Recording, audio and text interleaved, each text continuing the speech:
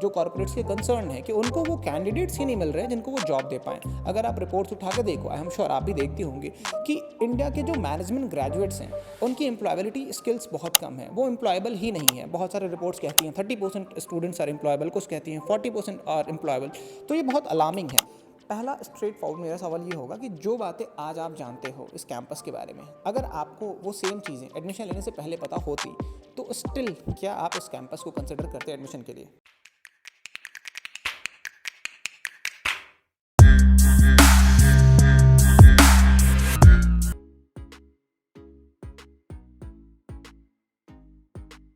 हम अभी हैं गिब्स कैंपस में। अभी एक काफ़ी डिटेल डिस्कशन हुआ हमारे यहाँ के जो एडमिशन हेड हैं उनसे।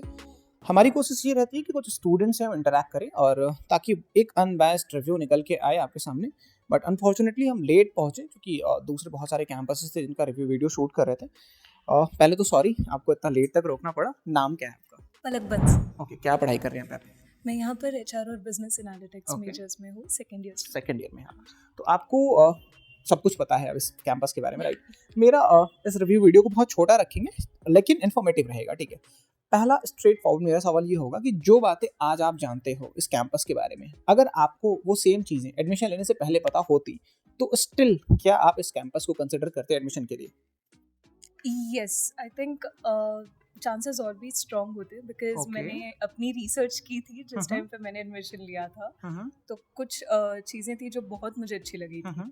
अब जैसे? क्वेश्चन जैसे आईआरई स्कूल था, जीएफएस था, सीपीएमपी प्रोग्राम, बिजनेस मास्टरी प्रोग्राम एक था। तो ये 2-3 चीज़ें ऐसी थी जो मुझे किसी भी बिजनेस स्कूल से अलग लगी थी। अब मेरा सवाल ये था कि यहाँ आने के बाद में वो एक्चुअली इम्प्लीमेंट होती हैं या बस है वो। थोड़ा थोड़ा करके बताओगे आप सीपीएमपी प्रोग्राम के बारे में, बिजनेस मास्टर प्रोग्राम के बारे में? So CPMP program basically is corporate ready program, कि जिसमें जब बच्चे यहाँ पर हम आते हैं तो हम बहुत रॉ माइंडसेट के साथ आते हैं। जॉब क्या होती है नहीं पता होता, कॉर्पोरेट क्या होता है नहीं पता होता।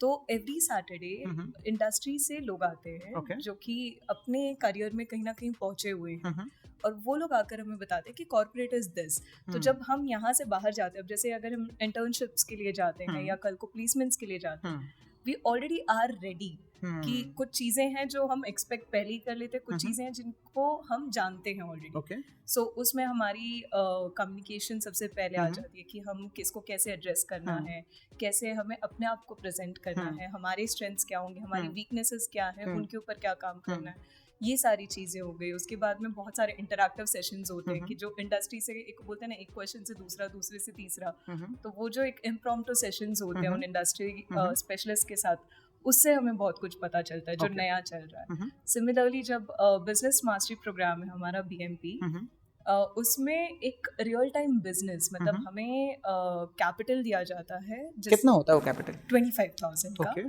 तो उस कैपिटल में हमें एक बिजनेस सेट करना है और उसे सेट नहीं करना, उसे रन करना है। सो फॉर पीपल जिन्हें एंटरप्रेन्योरशिप में इंटरेस्ट है, this is a very big opportunity. But at the same time for people who might not be that inclined to entrepreneurship, this is a very diverse experience. क्योंकि हम एक बोलते हैं ना, idea से लेकर कि क्या प्रोडक्ट हम रखेंगे, उससे लेकर उसे बेचने तक, तो पूरी वो जो एक जर्नी होती है वो हर स्टूडेंट देखता है टीम का। ऐसा नहीं कि कोई एक ही देख रहा है या जिसको बिजनेस करना है वही देख रहा है, वो पूरे जो 7, 8, 10 बच्चे होते हैं वो सारे देखते हैं वो जर्नी। ठीक, so that was my speciality. तो ये चीजें मिल रही हैं आपको?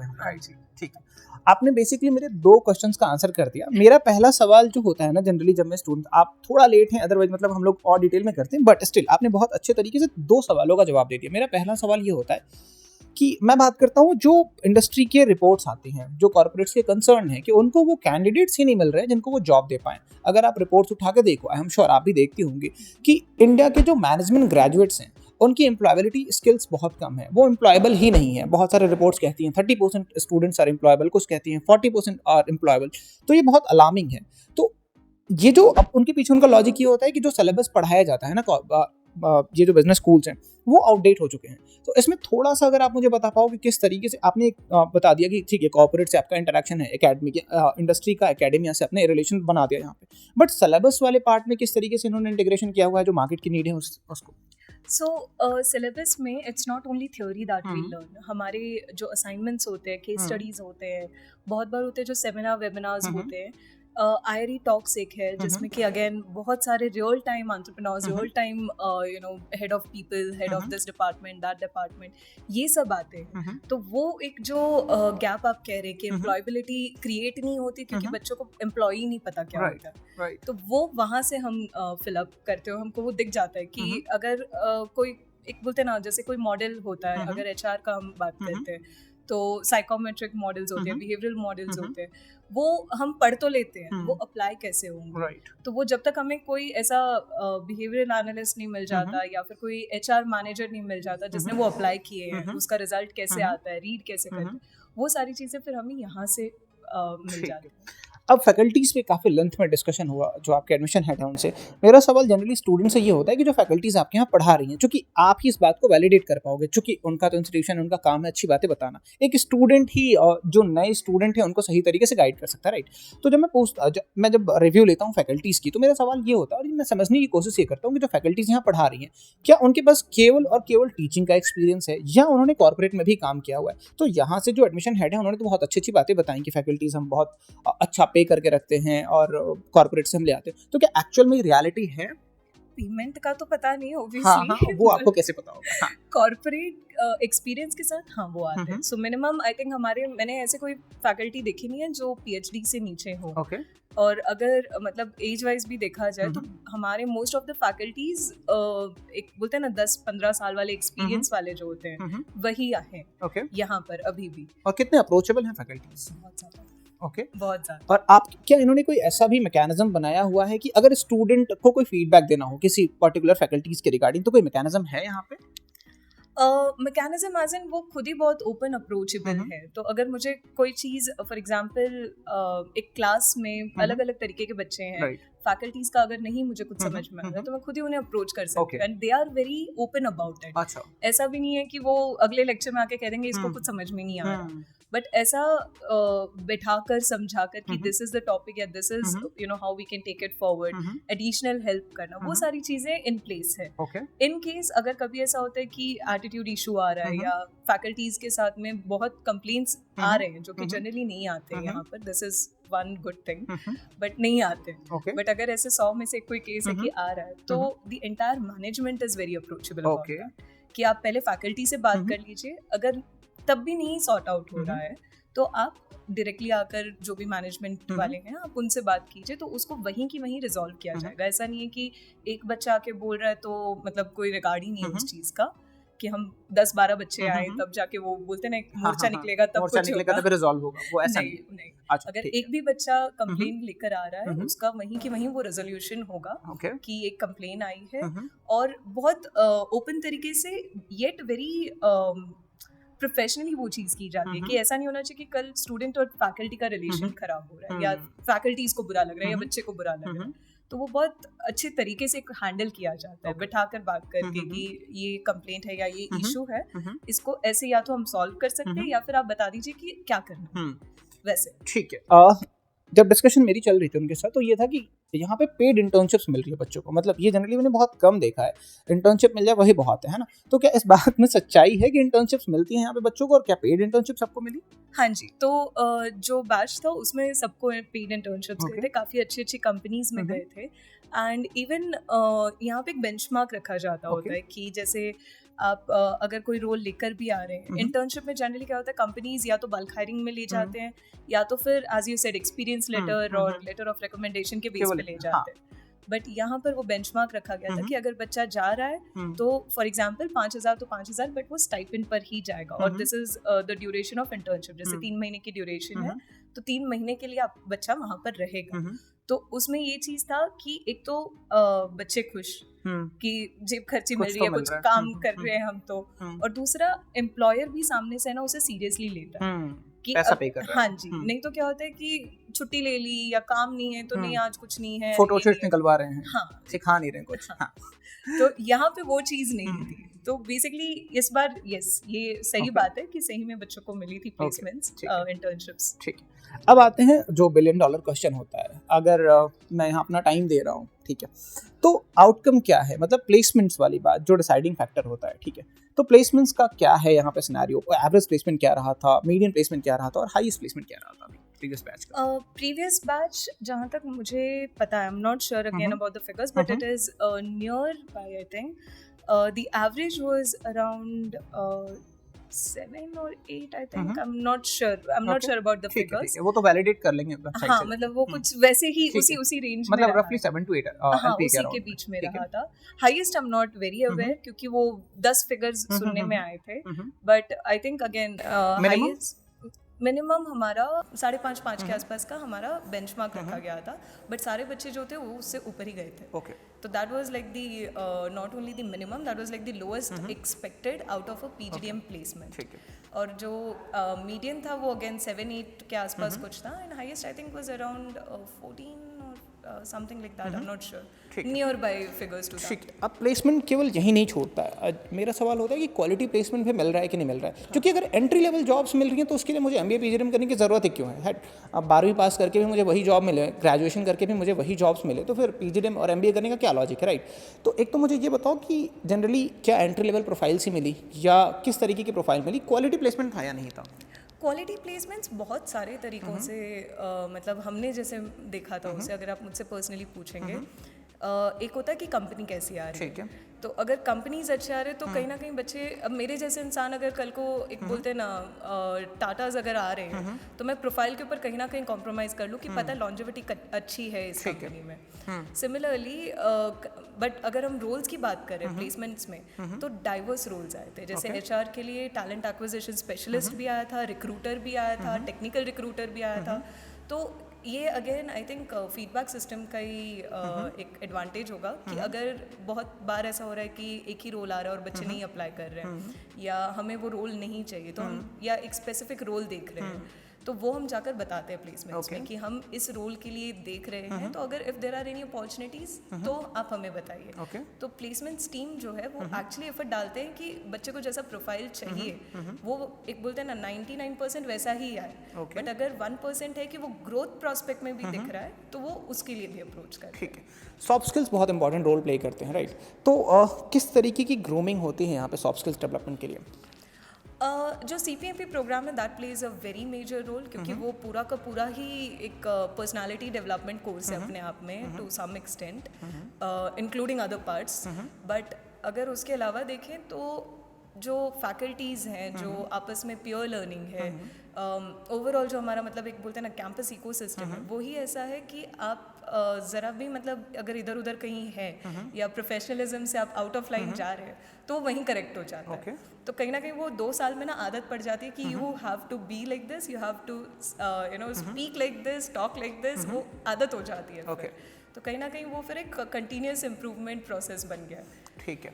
सारी स्किल्स एक तरफ, अगर आपको कॉर्पोरेट में सर्वाइव करना है तो एक्सेल एक तरफ, है ना? तो किस तरीके से एक्सेल की ट्रेनिंग दिलवाई जाती है स्टूडेंट्स को? क्या प्रैक्टिकल अप्रोच लिया जाता है या केवल थ्योरी पढ़ाई के निपटाते हैं? एक्सेल के लिए थ्योरी तो कर ही नहीं सकते. मतलब बहुत सारे इंस्टीट्यूशंस हैं. नहीं, थ्योरी तो पॉसिबल ही नहीं है उस पर, बट प्रैक्टिकली भी जहाँ तक एक बोलते हैं ना स्टूडेंट एवरेज के ऊपर अगर देखेंगे तो कहीं ना कहीं बेसिक एक्सेल सबको आता ही है. That is an assumption also, but at the same time a reality also कि वो आता ही आता है. तो नहीं आता है, मैं बता रहा हूँ आपको.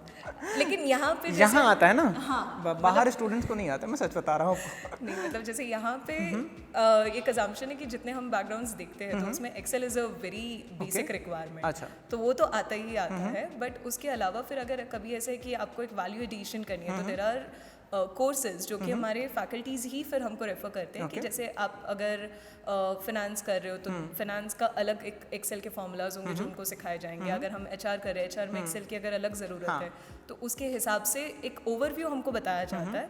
बट उसके अलावा फिर अगर आप बहुत डीपली इंटरेस्टेड हैं उस चीज़ में कि नहीं मुझे एक्सपर्ट बनना है, तो फिर वो इंडिविजुअली आपको कोर्सेज बताते हैं कि आप ये कर सकते हैं, this is more practical rather than going in YouTube पे आप अपना 10 घंटे डालो. उससे अच्छा कि आपके प्रोफेसर्स ही आपको रिकमेंड करते हैं कि अगर आप इस फील्ड में देख रहे हो तो ये कोर्स अच्छा है. Specifically for Excel I think beginner course तो हम सभी कर लेते हैं, वो फर्स्ट सेकंड ट्राइमेस्टर में ही कर लेते हैं. जब तक सेकेंड ईयर तक आते हैं तो एडवांस तक भी हम पहुंच ही जाते हैं, क्योंकि क्लासेस में ज़रूरत इतनी पड़ने लग जाती है उसकी. तो जब तक खुद नहीं समझेंगे तब तक फिर हम क्लास भी नहीं कर सकते.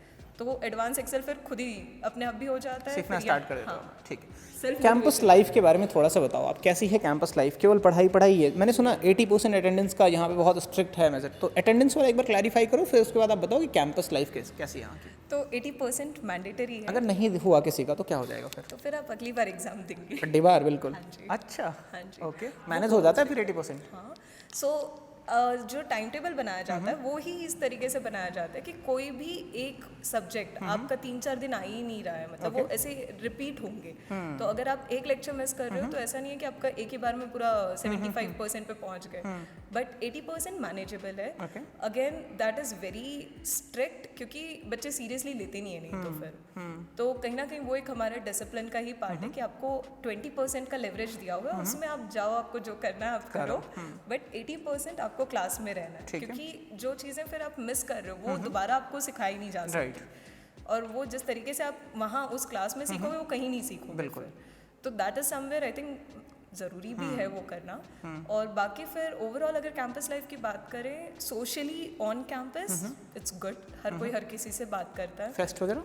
फेस्ट बहुत ज़्यादा एक्टिव है कॉलेज, क्योंकि हम आई थिंक मैं पर्सनली बहुत सारे फेस्ट्स में गई हूँ, बहुत सारे अवार्ड्स जीते हुए हैं मैंने एक साल में। तो कहीं ना कहीं वो जो एक एक्सपोजर है कि आज अगर हम किसी भी कॉलेज में जाते हैं तो दूर से वो टीम आती है, जब दिखती है ना तो उनको पता होता है कि GIBS आ रहा है। अच्छा। So that is a kind of exposure we have, कि नहीं, लोगों को अब पता है कि ये जो टीम है ये अगर आई है they are here for competition. और कॉलेज उस चीज़ को प्रमोट भी करता है कि ऐसा नहीं है कि कोई नहीं हमारे बच्चे नहीं जाएंगे या ये हमारा फेस्ट नहीं है, हमारा कोर्स नहीं है। BBA PGDM दोनों के लिए है वो चीज़ कि we are very active in not only our own fest but inter collegiate fest. Okay, ठीक है। थोड़ा सा मुझे लोकेशन ये बाहर सा लगा, मतलब रेजिडेंशियल इलाका सा लगा मुझे, तो आपको इसका कोई कंसर्न था जब आप आए थे यहाँ पे कैंपस देखने के लिए? और मैं जब आई थी उस टाइम पे, ये तो अभी ना बहुत बन गया है, बट हम फर्स्ट ईयर में तो हॉस्टल में ही थे। So the nearest we had was around Akshay Nagar area. ठीक है। तो कहीं ना कहीं वो कंसर्न नहीं था, वो ना पीसफुल लगता था, क्योंकि मैं आती भी मुंबई से हूँ। तो वहाँ पे तो मतलब बहुत शोर, बहुत लोग, बहुत सब कुछ है। तो यहाँ आके ना वैसे शांति थी कि अगर आप बाहर भी निकल रहे हो तो एक बोलते ना आसपास में थोड़ी शांति सुकून वाली हवा है, वो बैंगलोर वेदर यहाँ पे है एक्चुअली। तो कहीं ना कहीं मेरे को तो अच्छा ही लगा था, बट अगेन वो पर्सनल ओपिनियन। ओके, आपने बताया कि मुंबई से हो आप। हमारी जर्नी मुंबई से यहाँ पहुँची, वहाँ हमने SP जैन कवर किया, IIT बॉम्बे कवर किया। हमें पहले लगा कि यार ये कहाँ आ गए, क्योंकि हम लोग दिल्ली से थे, इतना हेक्टिक लगा हमें। जब हम यहाँ बैंगलोर पहुँचे, हमें लगा यार वो तो फिर भी सही था यहाँ का ट्रैफिक देख के। तो आप कैसे कोप अप करते हो यहाँ के ट्रैफिक से? घूमने नहीं जाते। घूमने नहीं जाते हो आप? अच्छा। अच्छा, मतलब ट्रैफिक तो एक सर्टेन पार्ट ऑफ बैंगलोर है जहाँ पे बहुत ज़्यादा है, यहाँ पे वो इशू आपको कभी वही मैं देख रहा था, यहाँ काफ़ी शांति है ना? यहाँ नहीं आता वो इशू, बट हाँ आप सिटी साइड पे अगर चले जाएंगे तो वहाँ पर है। बट अकेडमिक्स के बीच में, कॉलेज लाइफ के बीच में, आई थिंक हमारा वहाँ तक जाना या तो फेस्ट में होता है या तो किसी काम से जाते हैं। ओके, अच्छा, कोई फीमेल कैंडिडेट अगर इसको कंसिडर कर रही है तो उसके लिए सिक्योरिटी बहुत इंपॉर्टेंट होता है, राइट? उसके पेरेंट्स के लिए भी, उनके पेरेंट्स के लिए भी होता है। तो आप जरा बताओ कि सिक्योरिटी का क्या है यहाँ पे सिनेरियो? सो गर्ल्स हॉस्टल की सबसे बड़ी मतलब मोस्टली मतलब जैसे अगर हम भी स्टूडेंट से कभी अगर बात करते हैं, कोई होते हैं कि नहीं हमें सीनियर से बात करनी है, तो हम अगर कोई लड़की है तो पहली चीज़ ये होती है कि गर्ल्स हॉस्टल नीचे ही है। ठीक है। तो उससे ज़्यादा सिक्योर तो फिर मतलब आप कहीं हो ही नहीं सकते, क्योंकि पूरा कैंपस CCTV से कवर्ड है। यहाँ पे 24/7 हमारे सिक्योरिटी अंकल जो हैं वो रहते ही हैं, बाकी हॉस्टल वार्डन है। ठीक है। और वो हॉस्टल वार्डन आपको 8 बजे के बाद बाहर निकलने नहीं देगी। अच्छा। वो आप मतलब यहाँ पे भी नहीं जा सकते। अच्छा। तो वो परमिशन लगेगी कि नहीं मुझे ये काम है, इतने बजे जाना है, इतने बजे मैं वापस आऊँगी। अदर देन दैट अगर आप बाहर के एरिया की भी बात करें तो it gets little isolated, very dark at night. मतलब आप अगर 9, 9:30 की बात करें तो ये जो एरिया है वो थोड़ा सा डार्क हो जाता है। बट वहीं अगर मैं अभी करेंटली जहाँ रह रही हूँ, मतलब Yelenahalli side, Akshay Nagar side, that is still okay. Hostel का खाना कैसा है यहाँ पे? टू बी वेरी ऑनेस्ट वो बाकी कॉलेजेस से बहुत अच्छा है ना? खाने लायक है? खाने लायक नहीं है वो, एक्चुअली अच्छा है। अच्छा, ठीक है। क्योंकि मतलब मैं ऑनेस्ट एक्सपीरियंस रहा है मेरा तो कि जब हम फेस्ट में जाते हैं तो कभी कभी होता है वहाँ पे वो लोग लंच ऑर्गेनाइज करते हैं, ब्रेकफास्ट ऑर्गेनाइज करते हैं, स्नैक्स ऑर्गेनाइज करते हैं इवनिंग में। तब हमारा यहाँ खाने के लिए जो इज्जत हमारे अंदर बढ़ आ जाती जाती है, बहुत बढ़ जाती अच्छा, है। क्योंकि एक तो एकदम मतलब बहुत बार ऐसा होता है कि बहुत तेल वगैरह खाना होता है, यहाँ पे ऐसा नहीं है। अच्छा। एंड हमारी एक खासियत है यहाँ के कॉलेज की कि कोई भी इवेंट हो, भले ही बाहर से पार्टिसिपेंट्स आ रहे हैं, भले खुद के बच्चे हैं, लंच या डिनर एक टाइम हमारा कॉलेज ऑर्गेनाइज करता ही करता है। ठीक है। अब मुझे थोड़ा सा ये बताओ, जैसे कोई नया स्टूडेंट आ रहा है तो कॉलेज लाइफ ये ट्रांजिशन बहुत हैक्टिक होता है, राइट? तो उसको कैसे स्मूथ बना पाए, अगर कुछ टिप्स एंड ट्रिक्स आप दे पाओ स्टूडेंट्स को तो?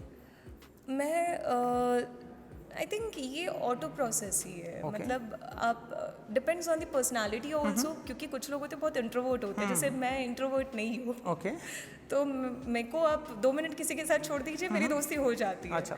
बट कुछ होते हैं जिनको टाइम लगता है ओपन अप होने में, कुछ होते हैं जो पहली बार हॉस्टल में आते हैं। मैं खुद पहली बार हॉस्टल में आई थी, तो मेरी सबसे बड़ी कंसर्न ये थी कि सर्दर्न पार्ट ऑफ इंडिया में कॉलेज है तो बहुत सारा साउथ का क्राउड होगा, और मैं कभी मुंबई से बाहर नहीं गई, एंड मैं हूँ हरियाणा से। तो क्या सच में ऐसा है कि यहाँ केवल साउथ का क्राउड है? नहीं।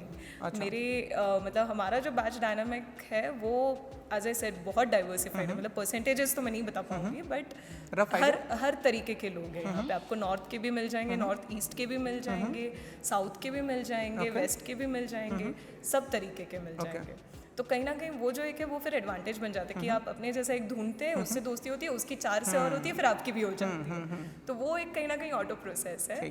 बट येस, अगर हम हॉस्टल में रह रहे तो कहीं ना कहीं वन सजेशन और advice that I have is कि ओपन माइंड से आना। अगर आप हमारे मतलब हम खुद ही अजम्पशंस के साथ आएंगे तो कहीं ना कहीं थोड़ा सा डिफिकल्ट फिर हो ही जाता है। हमारे बैरियर्स ही खुद इतने होते हैं कि हम क्रॉस नहीं करते। अच्छा, एडमिशन का ज़रा सा मुझे प्रोसेस बता दो। जैसे कोई एक एंट्रेंस एग्जाम देना यहाँ मैंडेटरी है, जो इनसे पता चला, उसके बाद जो इंटरव्यूज़ होते हैं उसमें क्या असेस करना चाहते हैं ये लोग, किस तरीके के क्वेश्चंस होते हैं, थोड़ा सा अगर आप टिप्स बता पाओ तो। सो जो स्टूडेंट इंटरव्यूज़ होते हैं, मतलब अब पैरामीटर्स टेक्निकली तो उनको पता होंगे, बट जो आपका जो हुआ था उसके, हाँ जी, तो जो क्वेश्चंस पूछे जाते हैं वो बेसिकली एक तो पर्सनल लेवल पे होता है कि आप एज अ स्टूडेंट आप कैसे हैं, एज एन इंडिविजुअल आप कैसे हैं। उसके बाद कम्युनिकेशन, कि आप बोलने चलने में कैसे हो, एरियाज ऑफ इम्प्रूवमेंट क्या हैं, आपकी अचीवमेंट्स क्या हैं, और उसके बाद में फिर मतलब आप सब्जेक्ट नॉलेज आपको कितनी है, या आपको एक बोलते हैं ना प्रैक्टिकल नॉलेज आपको कितनी है। तो these are the main questions कि जो पूछे जाते हैं। उसके अलावा तो वही फिर आपका मतलब जीके हो गया, थोड़ा सा आईक्यू हो गया, कि बेसिक अंडरस्टैंडिंग आप कितनी तेज आपका दिमाग चल रहा है, करंट अफेयर्स में चीज़ें चल रही हैं, थोड़ा बहुत वो सब हो गया। तो वही मतलब एक ओवरऑल ऐसे 10, 12, 15 क्वेश्चंस जो होते हैं उसी के आसपास जनरली होते हैं। ठीक है। आई होप कि जो भी डाउट्स आपके मन में होती हैं वो हमने कोशिश की रिजॉल्व करने की। इसके बाद भी अगर कोई क्वेश्चंस हैं आपके तो आप बिल्कुल रीच आउट कर सकते हो, हम कोशिश करेंगे उनको रिजॉल्व करने की। आप हरियाणा से हैं, हम भी वहीं रहते हैं, मतलब आपके पड़ोसी हैं।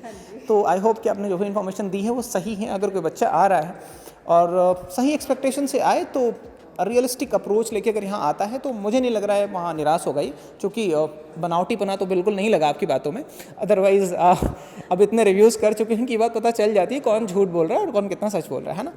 तो अगर आप कंसिडर कर रहे हो गिब्स को तो डेफिनेटली आप कंसिडर कर सकते हो इसको। इसके बावजूद अगर आपके कोई डाउट्स होते हैं, कुछ बहुत सारी क्वेरीज हो सकती है, तो हमारी अपनी काउंसलिंग की टीम है पूरी की पूरी, वो कोशिश करेगी आपके सारे डाउट्स को रिजॉल्व करने की।